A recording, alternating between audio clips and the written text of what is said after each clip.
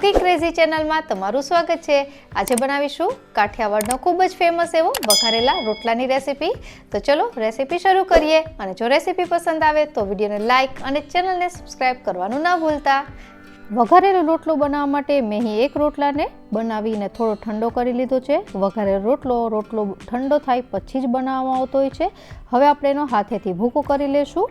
અહીં મિક્સર જારમાં નથી કરવાનો। અને જો તમારે વઘારેલો રોટલો બનાવવા માટે આ રોટલા કઈ રીતે બને શીખવું હોય તો તમે મારી કાઠિયાવાડી થાળીની રેસીપીમાં જઈને જોઈ શકો છો। એની લિંક મેં ડિસ્ક્રિપ્શન બોક્સમાં આપી છે। તો આ ભૂકો તૈયાર થઈ ગયો છે અને તમે જુઓ તો મેં અમુક રોટલાના બટકા દેખાય એ રીતે આખો ભૂકો રાખ્યો છે અને થોડો એકદમ ઝીણો કરી લીધો છે। તો હવે આપણે આમાંથી બનાવીશું વઘારેલો રોટલો।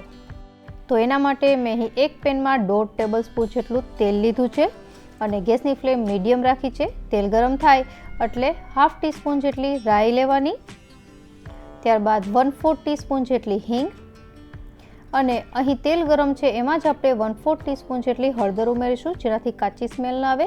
ત્યારબાદ થોડા મીઠા લીમડાના પાન અને હવે નાખીશું 1 ટેબલ સ્પૂન જેટલા સફેદ તલ અને 1 ટેબલ સ્પૂન જેટલી આદુ મરચાંની પેસ્ટ જેમાં મેં 2 તીખી મરચી અને અડધો ઇંચ આદુનો ટુકડો લીધો છે અને એને મિક્સ કરી લેશું। ત્યારબાદ વઘારેલો રોટલો છે લસણ વગર અધૂરો છે એટલે આપણે 1 ટેબલ સ્પૂન જેટલી લસણની સૂકી ચટણી નાખીશું જેને મેં લસણ અને લાલ મરચું છે એને મિક્સરમાં પીસીને બનાવી છે। તો એ લસણની ચટણી મિક્સ થઈ ગઈ છે। હવે આપણે આમાં નાખવાનું છે લીલી ડુંગળી છે એનો સફેદ ભાગ। મેં અહીં 2 લીલી ડુંગળી છે એને આવી રીતે ઝીણી સમારી લીધી છે અને ગ્રીન ભાગ છે પાછળથી યુઝ કરીશું। ત્યારબાદ લીલા લસણનો સફેદ ભાગ ઉમેરીશું। અહીં મેં લીલું લસણ છે 4 થી 5 લીધું હતું, એનો પણ લીલો ભાગ છે રાખી દેશું। ત્યારબાદ એક ટમેટું જેને મેં ઝીણું સમારીને ઉમેર્યું છે અને એને મિક્સ કરી લેશું અને ટમેટું છે સોફ્ટ થાય ત્યાં સુધી એને કૂક કરવાનું છે। તો લગભગ 2 મિનિટ થઈ છે અને ટમેટું છે સારી રીતે પાકી ગયું છે। ત્યારબાદ હવે ઉમેરીએ આપણે લીલી ડુંગળી અને લીલા લસણનો જે લીલો ભાગ છે એ અને એને મિક્સ કરી લેશું। હવે આ સ્ટેજ ઉપર આપણે અહીં વઘારેલા રોટલામાં છાશ ઉમેરવાની છે। તો અહીં 2 કપ જેટલી હું છાશ ઉમેરીશ અને છાશ ઉમેરો ત્યારે એક હાથેથી સતત ચલાવતા રહેવાનું, નહીંતર છાશ છે એ ફાટી જશે। તો આપણે એને સારી રીતે ચલાવીને મિક્સ કરી લીધું છે। હવે કરીએ મસાલા। તો 1/2 ટેબલ સ્પૂન જેટલું ધાણા જીરું પાવડર અને 1 ટીસ્પૂન જેટલું મીઠું, કારણ કે રોટલામાં પણ મીઠું હોય છે એટલે અહીં માપસર નાખવું।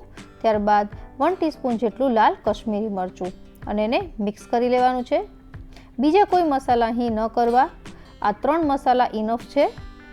ત્યારબાદ હવે આપણે આ છાશને સારી રીતે ઉકાળવાની છે। એક વખત ઉકળી જશે પછી આપણે જે રોટલાનો ભૂકો કર્યો તો એ ઉમેરીશું। તો તમે જુઓ તો મીડિયમ ગેસની ફ્લેમ પર આ છાશ છે 7 થી 8 મિનિટમાં આવી રીતે ઉકળવા લાગી છે। તો હવે અહીં આપણે ગેસની ફ્લેમ છે લો કરી દઈશું અને ત્યારબાદ રોટલાનો જે ભૂકો આપણે કર્યો તો એ ઉમેરી દેવાનો છે અને એને મિક્સ કરી દેવાનો છે। વઘારેલા રોટલાનું ટેક્સચર છે એ એકદમ તમે ચમચામાં લ્યો ત્યારે ન તો એકદમ કઠણ હોય છે ને ન તો એકદમ ઢીલું, એટલે કે લિક્વિડ કન્સિસ્ટન્સીનું પણ નથી હોતું અને એકદમ કઠણ પણ નથી હોતું। તો આપણે અહીં લો ફ્લેમ પર આ રોટલાના મિશ્રણને 3 થી 4 મિનિટ માટે ચલાવી લેશું અને તેલ ઉપરથી છૂટું પડવા લાગે એટલે આપણો વઘારેલો રોટલો તૈયાર થઈ ગયો છે એવું સમજવાનું। તો તમે જોઈ શકો છો પરફેક્ટ કન્સિસ્ટન્સી આવી ગઈ છે। તો ગેસ બંધ કરી દેશું અને હવે છેલ્લે ઉમેરી આમાં કોથમીર અને એને મિક્સ કરી લેવાની છે। તો આપણો આ કાઠિયાવાડી સ્ટાઇલ વઘારેલો રોટલો તૈયાર થઈ ગયો છે। શિયાળામાં આ રોટલા ખાવાની ખૂબ જ મજા પડે છે।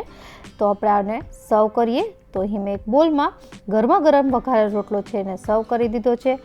વઘારેલો રોટલો હંમેશા ગરમ જ સર્વ થતો હોય છે। તો છેલ્લે આપણે કોથમીરના પાનથી ગાર્નિશ કરી લેશું અને એને સર્વ કરીએ। તો આશા રાખું કે તમને આ રેસીપી જરૂરથી પસંદ આવી હશે અને રેસીપી પસંદ આવી હોય તો કમેન્ટ બોક્સમાં તમારો અભિપ્રાય જરૂરથી જણાવજો। મળીએ નવી રેસીપી સાથે, ત્યાં સુધી બાય બાય।